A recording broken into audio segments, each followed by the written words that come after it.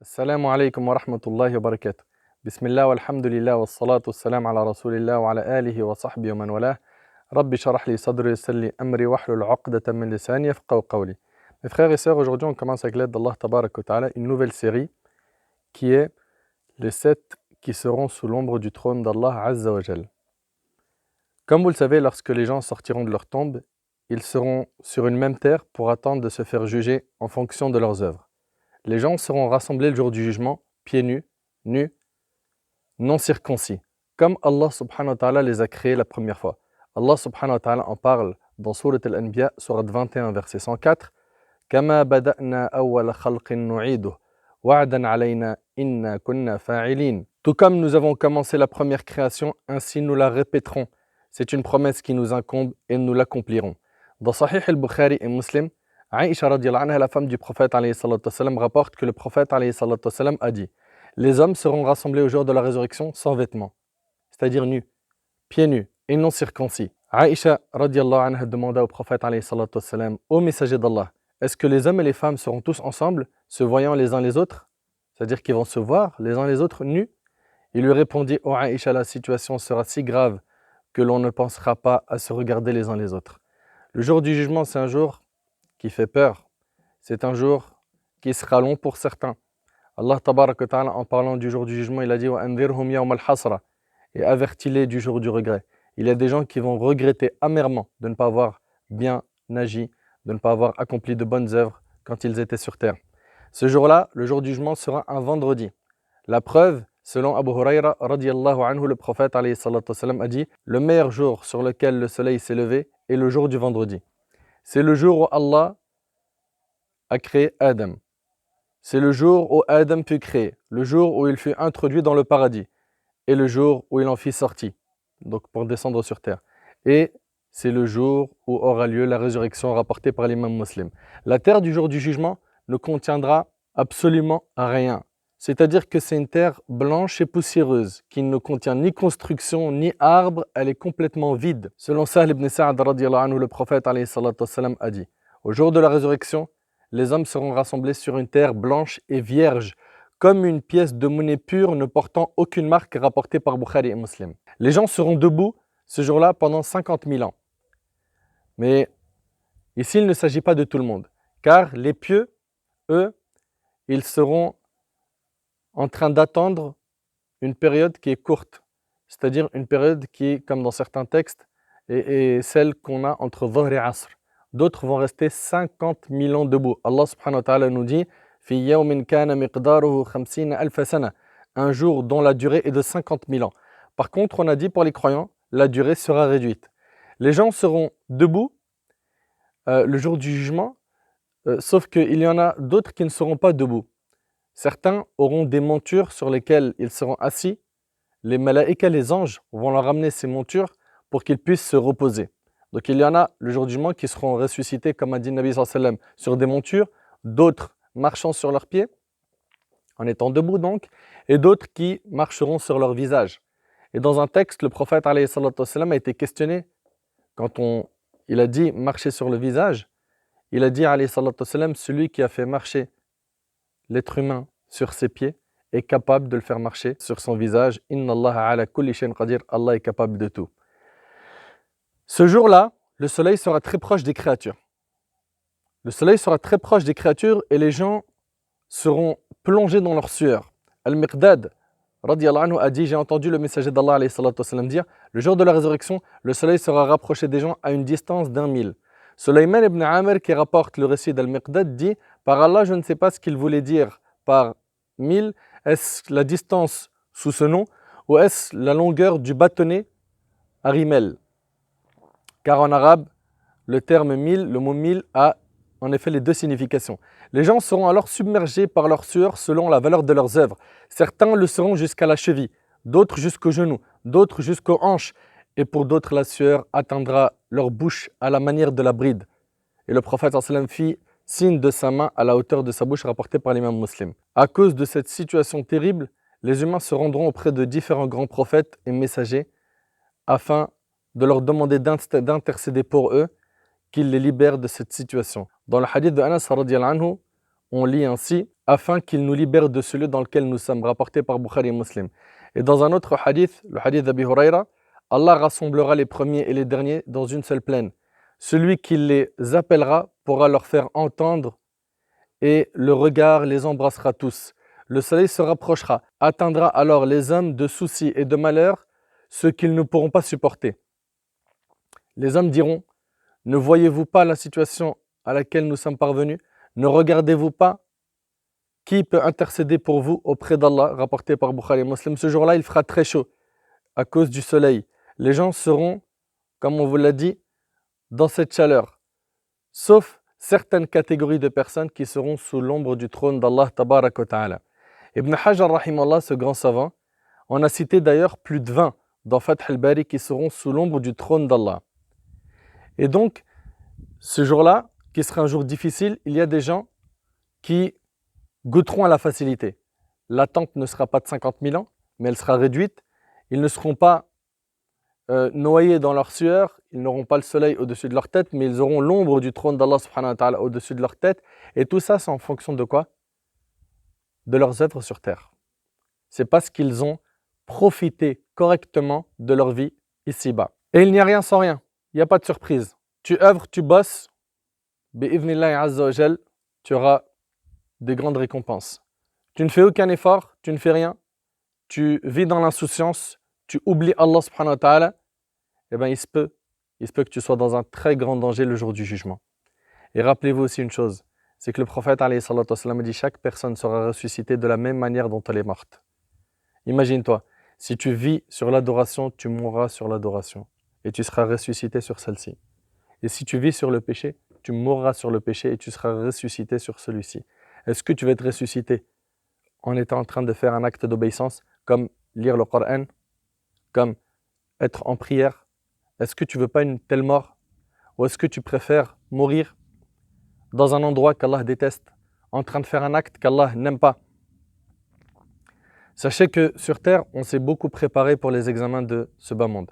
On s'est préparé, on a retroussé nos manches, on a révisé, on a bu du café, on a veillé, on a fait le nécessaire pour obtenir les diplômes que l'on voulait. Mais il y a un diplôme, il ne faut vraiment pas le louper, c'est celui du jour du jugement. Car il y en a certains qui vont rentrer au paradis et qui seront dans les hauts degrés du paradis. Ils vont donc recevoir leur livre de la main droite, ce registre où tout est écrit dedans. Tout ce que tu as fait de bien, tout ce que tu as fait de mal. Certains vont l'avoir de la main droite et ils vont courir sur la terre du jour du jugement en disant « Ha umuqra'u kitabia » tenez, lisez mon livre, regardez mes œuvres, regardez ce que j'ai pu faire. Dans la vie d'ici-bas, il est content. Et là, c'est pas, il vient décrocher un emploi dont il rêvait. Non, là, c'est enfin la validation. Il entre au paradis pour l'éternité. Allahumma ja'alna min ahli al-jannah ya Rabb. Chacun d'entre nous rêve de cet instant. Mais il n'y a rien sans rien. Tu ne peux pas rester dans une bulle d'insouciance où tu oublies Allah, où ta religion, c'est une option, et espérer obtenir ces grandes récompenses. Il va falloir qu'on retrousse nos manches sérieusement. Et parmi les personnes qui seront sous l'ombre du trône d'Allah subhanahu wa ta'ala, il y en a 7 qui ont été cités dans le hadith d'Abi Huraira radiyallahu anhu. On a dit qu'il n'y en a pas 7, il y en a plus. Mais ici, ces 7 ont été évoqués en même temps. Le prophète alayhi salatu wassalam, dans le hadith d'Abi Huraira, il a dit 7 personnes seront ombragées par l'ombre d'Allah le jour où il n'y aura d'ombre que la sienne. 1. Le dirigeant juste. 2. Un jeune qui a grandi dans l'adoration d'Allah. 3. Un homme dont le cœur est accroché au lieu de prière. 4. 2 hommes qui se sont aimés en Allah, ils se sont réunis en lui et se sont séparés en lui. 5. Un homme qu'une femme de haut rang et de grande beauté appela à elle et à qui il lui a dit « Je crains Allah ». 6. Un homme qui a donné une aumône si discrètement que sa main gauche n'a pas su ce qu'a donné sa main droite. 7. Un homme qui aura pensé à Allah dans la solitude et dont les yeux auront alors versé des larmes, rapportées par Bukhari Muslim. Déjà, avant de commencer l'explication du hadith, s'agit-il de l'ombre d'Allah ou de l'ombre du trône d'Allah ou d'une autre ombre? Parce qu'on a fi dhillihi, par l'ombre d'Allah, on a également dhill arshihi, l'ombre de son trône. De quoi s'agira-t-il donc? Le premier avis, celui d'Ibn al-Qayyim, il rapporte qu'il s'agit ici de l'ombre du trône d'Allah. Conformément à ce qui figure dans certains des hadiths que nous venons de citer, quant aux hadiths qui disent fi dhillihi, donc sous son ombre, ils veulent dire en fait fi dhilli arshihi, sous l'ombre de son trône. Ça, c'est donc la première opinion. La seconde opinion, l'avis de Cheikh Ibn Baz, rahimallah, il dit qu'il s'agit de l'ombre d'Allah. Lui, rahimallah, il dit qu'Allah a une ombre comme cela-ci à lui, étant donné que les hadiths qui sont présents dans les deux recueils authentiques disent pour leur part fi dhillihi. Ils ont priorité sur les hadiths qui disent fi dhilli arshihi. Ça, c'est la deuxième opinion. Troisième opinion, celle de Cheikh Al-Uthaymin, rahimallah. Il dit qu'il s'agit d'une ombre qu'Allah créera le jour du jugement, peut-être l'ombre d'un nuage particulier ou d'autres choses. Donc voilà, concernant les trois opinions, me concernant, je pense plus vers l'opinion que c'est l'ombre du trône d'Allah subhanahu wa ta'ala, wallahu a'lam. Ensuite, mes frères et sœurs, sachez que le trône est la première chose qu'Allah a créée, comme l'a rapporté Ibn Taymiyyah et d'autres parmi les savants. La preuve, selon Abdullah ibn Amr radiyallahu anhu an jami' as-sahaba, le prophète alayhi salatu wassalam a dit « Allah a écrit la destinée de toutes les créatures 50 000 ans avant la création des cieux et de la terre et son trône était sur l'eau rapporté par Muslim. » Le trône a été créé avant le reste de la création et le trône, Allah l'a créé de ses mains. Abdullah ibn Umar radiyallahu anhu a dit « Allah a créé 4 choses de ses propres mains. Adam, alayhi salam, le trône, la plume, le paradis éternel. Le reste de la création, il l'a créé en disant « soit, puis elle devient ». Et c'est rapporté par Al-Ajurri Ad-Darimi et Al-Laka'i dans Sharh Usul al-I'tiqad. Sachez que le trône est immense. Notre prophète sallam l'a décrit. Il est important qu'on voit la description du trône afin de bien prendre conscience que ces gens qui seront sous l'ombre du trône d'Allah seront en dessous d'une immense créature. Al-Abbas ibn al-Muttalib radiyallahu anhu a dit, le prophète sallam a dit, connaissez-vous la distance séparant le ciel et la terre? Nous répondîmes, Allah et son prophète sont les plus savants. Le prophète sallam dit alors, la distance les séparant est de 500 ans de cheminement et entre chaque ciel et le suivant, il y a 500 ans. Et l'épaisseur de chaque ciel est l'équivalent de 500 ans de cheminement. Et au-dessus du 7e ciel se trouve une mer entre sa partie inférieure et sa partie supérieure. Il y a la même distance séparant le ciel de la terre. Puis au-dessus de cela, il y a le trône. Entre sa partie inférieure et sa partie supérieure, il y a la même distance séparant le ciel de la terre et Allah est au-dessus de tout cela. Et aucune des actions des fils d'Adam ne lui échappe, rapportée par Abu Daoud et d'autres. Il y a d'autres hadiths qui nous décrivent le trône d'Allah Azza wa Jal. Selon Abu Dharr radiyallahu anhu, le prophète sallam a dit « Les 7 cieux comparés au Kursi ne sont que comme un anneau de fer jeté dans un désert. » Il est rapporté du compagnon du prophète sallam Abdullah ibn Abbas qu'il a dit « Le Kursi est l'emplacement des 2 pieds et personne ne connaît la grandeur du trône. » Ceci est rapporté par Ibn Khuzayma, Ibn Abi Shayba, Al-Hakim et d'autres. Donc les 7 cieux comparés au siège ne sont que comme un anneau de fer jeté dans un désert. Et le prophète sallam a dit, et la grandeur du trône par rapport au siège, Al-Kursi, est comme celle de ce désert par rapport à cet anneau de fer. Le siège, Kursi, cerne les cieux et la terre en totalité. Il est l'endroit où le tout miséricordieux Azza wa Jal pose ses pieds. Le trône est encore plus grand que le siège. Le trône est la plus grande créature. C'est là-dessus que notre maître Azza wa Jal s'est établi de la manière qui convient à sa majesté. Je veux que tu prennes conscience de l'immensité du trône d'Allah Azza wa Jal. Le trône est porté par un groupe d'anges au physique très important. Allah subhanahu wa ta'ala nous dit dans Sourate Ghafir الذين يحملون العرش ومن حوله يسبحون بحمد ربهم ويؤمنون به الآية. Ceux les anges qui portent le trône et ceux qui l'entourent célèbrent les louanges de leur Seigneur, croient en lui et implorent le pardon pour ceux qui croient.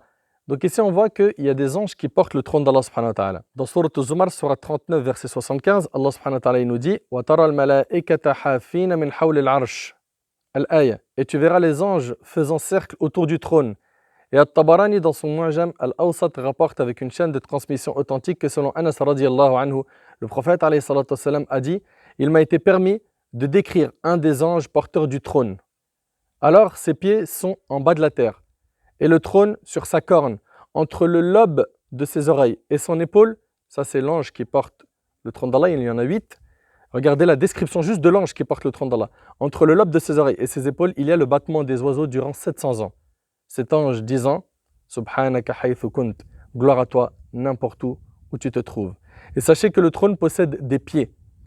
On trouve dans Sharh al-Tahawiyya, il a été rapporté de façon sûre dans la législation que le trône possède des piliers, qawa'im, que les anges porteront, comme cela a été rapporté par le prophète sallam. Lorsque les hommes seront foudroyés, dit le prophète sallam, je serai le premier à sortir de la terre, qui se fendra. Et je verrai Moïse, Moussa, tenant un des piliers du trône. Donc on voit bien ici que le trône a des piliers. Et c'est rapporté par Bukhari et Muslim. Voilà donc pour vous la description du trône d'Allah Azzawajal, celui sous lequel les gens seront ombragés. Je reprends le hadith. Le prophète sallam a dit 7 personnes seront ombragées par l'ombre d'Allah le jour où il n'y aura d'ombre que la sienne, un dirigeant juste, un jeune qui a grandi dans l'adoration d'Allah, un homme dont le cœur est accroché au lieu de prière, 2 hommes qui se sont aimés en Allah, ils se sont réunis en lui et se sont séparés en lui, un homme qu'une femme de haut rang et de grande beauté appela à elle et à qui il dit « Je crains Allah », un homme qui a donné une aumône si discrètement que sa main gauche n'a pas su ce qu'a donné sa main droite, et pour terminer, un homme qui aura pensé à Allah dans la solitude et dont les yeux auront alors versé des larmes, rapportées par Bukhari et Muslim. J'implore Allah subhanahu wa ta'ala de nous accorder une bonne fin, de nous ressusciter avec les pieux, de nous accorder l'ombre du trône d'Allah subhanahu wa ta'ala le jour du jugement, de nous faciliter cette rencontre avec le Maître, qu'il nous accorde notre livre de la main droite, qu'il nous facilite de passer sur le pont du Sirat et qu'il nous accorde le paradis pour l'éternité. أسأل الله سبحانه وتعالى أن ينفعني بما قلت وأن ينفعكم بما سمعتم. هذا ما أعلم والله عز وجل أعلى وأعلم. سبحانك اللهم بحمدك أشهد أن لا إله إلا أنت أستغفرك وأتوب إليك. جزاكم الله خير et je vous dis à très bientôt Inch'Allah. Wassalamu alaikum wa rahmatullahi wa barakatuh.